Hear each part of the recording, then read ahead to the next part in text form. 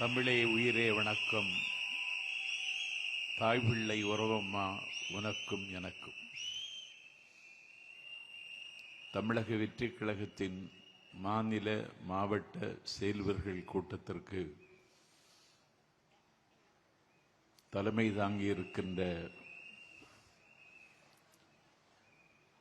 கோடி நிலாக்களுக்கு குளிர்ச்சி தருகிற எங்கள் கொற்றவன், தமிழ் மக்களின் துயரங்களுக்கு ஆறுதலையும் துன்பங்களுக்கு விடுதலையையும் கனவுகளுக்கு நம்பிக்கையையும் தருவதற்கு காலம் தந்த தலைவர் தளபதி விஜய் உள்ளிட்ட அனைவரையும் வணங்கி மகிழ்கின்றேன். இன்றைக்கு மொழிப்போர் தியாகிகள் நினைவு நாள். பொருள் படைத்தோர்கள் உன்னை புறக்கணித்த பொழுதும் உனக்காக இழப்பதற்கு என்னிடத்தில் ஒரு உயிர் இருக்கிறது என்று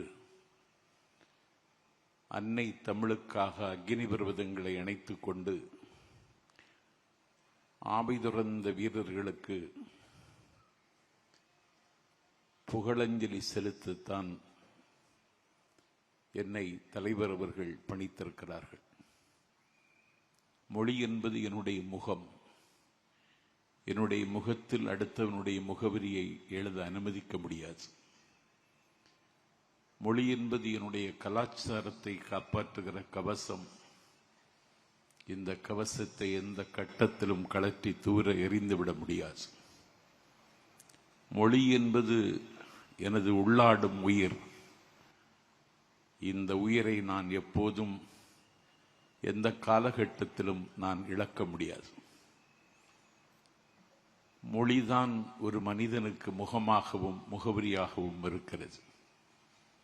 வரலாற்றில் இருந்து ஒரு செய்தியை உங்களுக்கு நினைவூட்டுகிறேன். இந்தியா விடுதலை பெற்ற அன்றைக்கு பாகிஸ்தான் விடுதலை பெற்றது. பாகிஸ்தான் விடுதலை கேட்ட காலகட்டத்தில் அது இமேஜின், ஒரு கற்பனை என்றார் பண்டிட் ஜவஹர்லால் நேரு. ஆனால் விடுதலை பெற்ற பாகிஸ்தானுக்கு முதல் வாழ்த்து தெரிவித்தவர் பண்டிட் ஜவஹர்லால் நேரு. விடுதலை பெற்ற பாகிஸ்தானின் முதல் அதிபராக முடிசூட்டிக் கொண்டார் முகமது அலி ஜின்னா. விடுதலை பெற்ற பாகிஸ்தானின் அதிபர் முகமது அலி ஜின்னா கிழக்கு பாகிஸ்தான் தலைநகர் டாக்காவிற்கு வருகை தந்தார். 40 லட்சம் மக்கள் அவரை திரண்டு வரவேற்றார்கள். கண்ணுக்கு எட்டிய தூரம் வரை கடலும் திடலும் தோற்கிற கூட்டத்தில் உரையாற்றுவதற்கு ஜின்னா ஒலிபெருக்கிக்கு முன்னாலே வந்து நின்று பேச ஆரம்பித்தார். அவர் பேச ஆரம்பித்த உடனே எதிரில் இருந்து ஒரு இளைஞன் திமிரு எழுந்து, ஷட் அப் யுவர் மவுத், வாயை மூடு என்று வானம் அதிர கத்தினான்.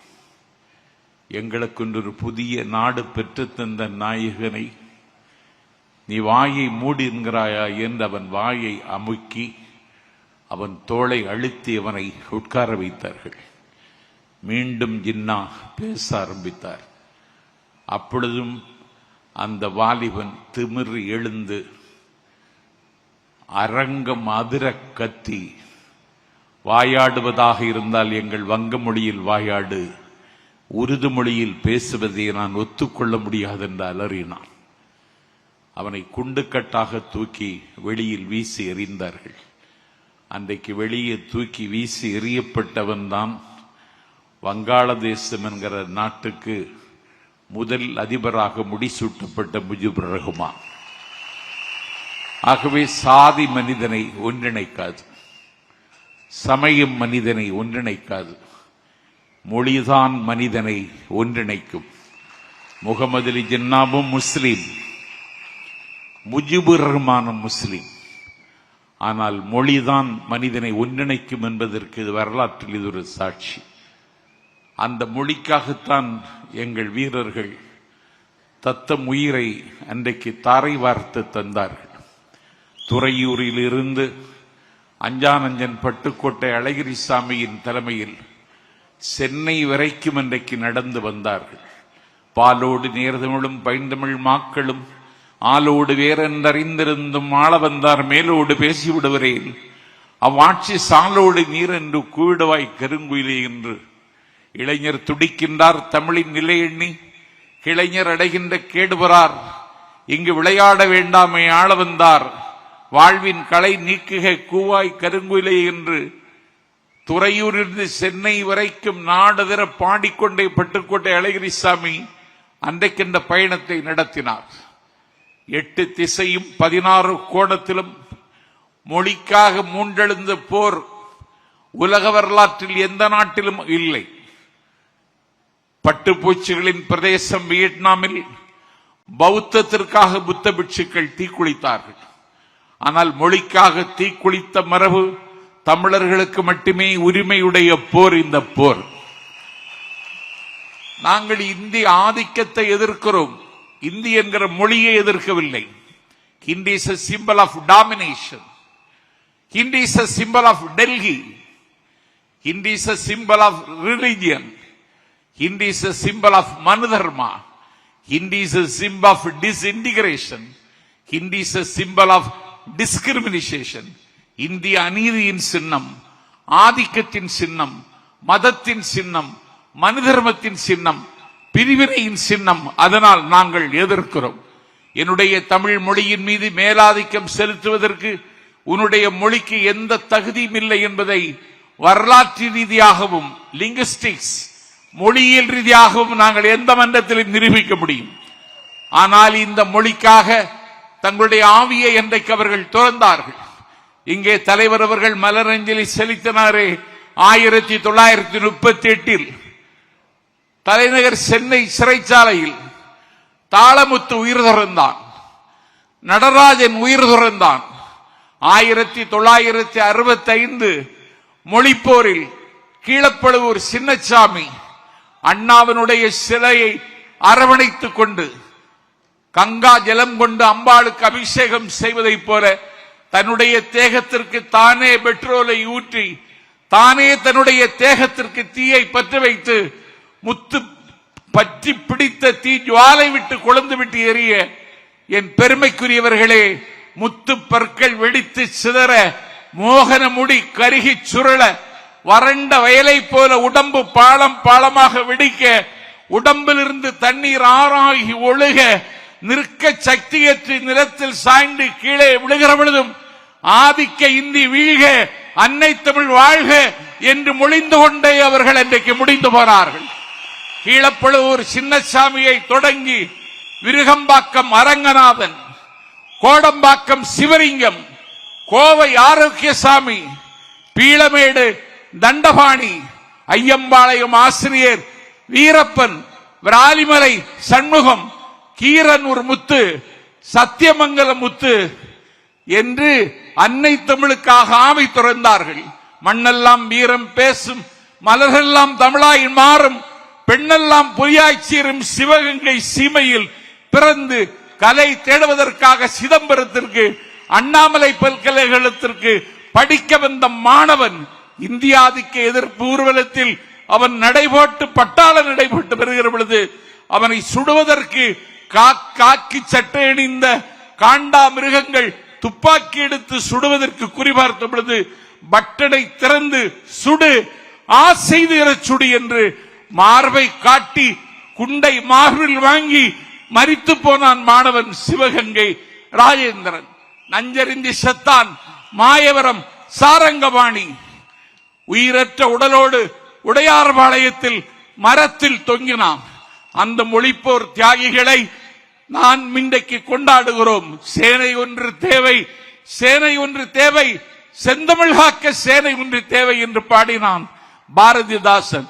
செந்தமிழ் காக்க இனி ஒரு சேனை தேவைப்படுமானால் அந்த சேனையை தருகிற இயக்கம் எங்கள் தளபதியின் தமிழக வெற்றி கழகம் என்பதை மத்தளம் கொட்டி வரி சங்கம் நின்றூதி நான் இன்று சொல்லுகிறேன். அந்த சேனை எங்களிடத்தில் தான் இருக்கிறது. நீங்கள் இந்திய எதிர்ப்பதாக நாடகம் போடுகிறீர்கள். 40 நாடாளுமன்ற உறுப்பினர் உங்களுக்கு இருக்கிறார்கள். நான் கேட்கிறேன், அண்டெமோக்ராட்டிக் கண்ட்ரி அன்சிவிலைஸ்டு பீப்புள் என்று இந்தியாவினுடைய மனிதவள மேம்பாட்டுத்துறை அமைச்சர் நாடாளுமன்றத்தில் பேசினார். என்ன எதிர்வினையாற்றினீர்கள்? எம்பி என்றால் யார்? Is one of the DMK that have invaded Delhi. டெல்லியோடு மோத, டெல்லியோடு யுத்தம் செய்ய, டெல்லியில் குவிந்து கிடக்கிற அதிகாரங்களை உடைத்து நொறுக்குகிற படைக்கலன் நான் ஒரு எம்பி. அந்த கடமையை செய்தீர்களா? நாடு பார்த்து கொண்டிருக்கிறது. உங்கள் நாடகம் முடிவுக்கு வரப்போகிறது. துரியோதனன் வீழ்ச்சி அவன் தொடையில் இருந்தது. சராசந்தன் வீழ்ச்சி அவனுடைய உடலை மாற்றி போடுவதில் இருந்தது. இதயத்தை கீழே இறக்கி வைத்த ஹிட்லரின் வீழ்ச்சி ரஷ்யாவின் கடும் குளிரில் இருந்தது. அதிசயம் 1000 செய்த ஜப்பானின் அன்றைய வீழ்ச்சி அணுக்குண்டில் இருந்தது. ஒரு வல்லாதிக்கத்தின் வீழ்ச்சி அண்ணாவின் சென்னாவில் இருந்தது. உய்ய வந்த தமிழினத்தை உய்யாது தடுத்து குடும்ப புற்றில் குடியிருக்கும் பூனாகங்களின் வீழ்ச்சி எங்கள் தளபதியின் கையில் இருக்கிறது என்பதை வருகிற காலத்தில் எழுதுவதற்கு நாம் மொழிப்போர் தியாகிகள் நிறைவு நாளில் சூளுரைப்போம். வருகிற காலம் நம் காலம். வருகிற காலம் தமிழக வெற்றி கழகத்தின் காலம். எத்தனை தடைகள் போட்டாலும் தடைகளை தகர்த்து தடந்தோள் தட்டி முன்னேறுவோம். நதி நடக்க மறுத்தாலும் வெள்ளம் நிற்காது. தேதிகள் கிளிவிட உடன்படாவிட்டாலும் நாளை நடக்கும். நாளை நீங்கள் முதல்வர் ஆவதை எந்த சக்தியும் தடுக்க முடியாது என்று சொல்லி மொழிப்போர் தியாகிகள் அடக்கமாகி இருக்கிற திசை நோக்கி தண்டனிட்டு வணங்கி இந்த வாய்ப்பை தந்த தலைவருக்கு நாளெல்லாம் உங்களுக்கு கடன் பெற்றிருக்கிறேன். நீங்கள் பேசாமல் இருக்கிறீர்கள், ஆனால் உங்களை பற்றித்தான் எல்லோரும் பேசுகிறார்கள். இப்படி ஒரு வரலாறு எனக்கு தெரிந்து உலக வரலாற்றில் எங்கேயும் இல்லை. அவர் பேசுவதே இல்லை, ஆனால் அவரை பற்றித்தான் எல்லோரும் பேசுகிறார்கள். கானப்பறவையின் கலகலை என்று சொல்லக்கூடிய ஓசையும், தயிர் கடையர் பொழுது வருகிற மத்து ஓசையும், மதகை உடைத்து கொண்டு வருகிற தண்ணீரின் ஓசையும், உழவன் பாடுகிற அந்த ஓசையும், ஆலயமணியின் ஓசையும், எல்லா ஓசையும் விட இப்பொழுது நல்ல ஓசை விசில் ஓசை. இந்த ஓசையை எல்லா திசைக்கும் ஆசை ஆசையாய் கொண்டு சேர்ப்போம் என்று சொல்லி வாய்ப்பை தந்த தலைவருக்கு நன்றி சொல்லி விருப்பமில்லாமல் விடைபெறுகிறேன். நன்றி, வணக்கம்.